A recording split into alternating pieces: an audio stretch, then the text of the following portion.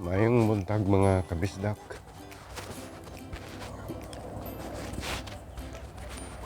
Exercise ko kadali dito sa lugar ni Bigas Bani.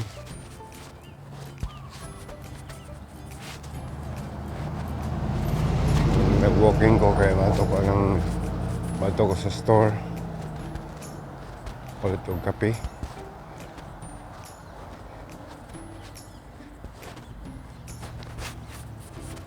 Makita ni mo mga kabisdak, daghang balay diri pero wala kay makita nga tao nga sa gawas. Ayo, balay daghan po ay tao.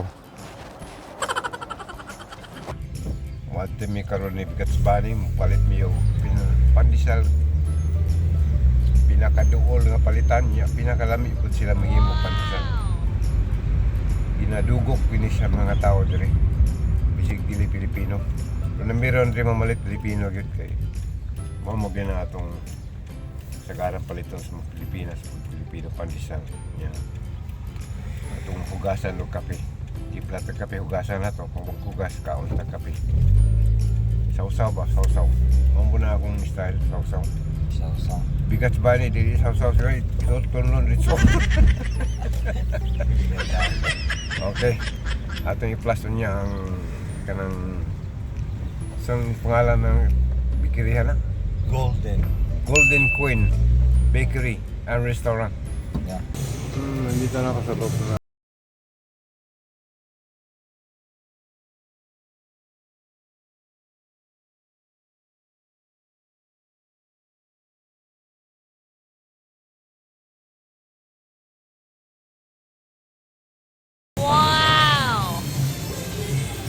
Naluto nila.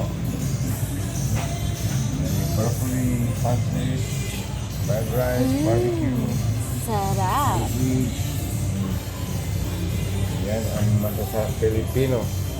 Pilipino. Sarang pandesal, no? Tinggal ako. Pandesal, sobrang init pa mga kabisnak. Sobrang sarap nito. Tag isang dosina kami ni Bigas Bani. 1 dozen. 1 dozen na piece. Pag kain namin ito, siguro tulog.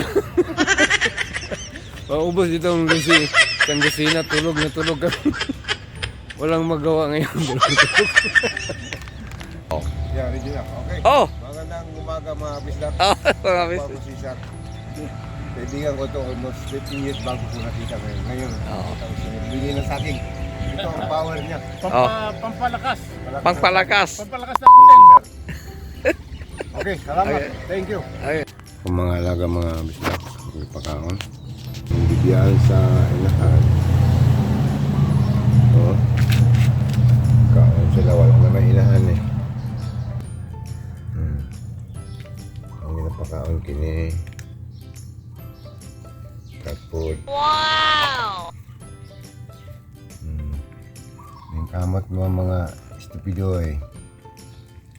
Wala na inahan. Yung kamot mo kaon. Na sila mga kabisdak. Kasi gusto mo adapt ani. Adapt na ako ng mga kabisdak. Kaya di sila natin yung wala rin balay. Masigi sa uban-uban sa kuha.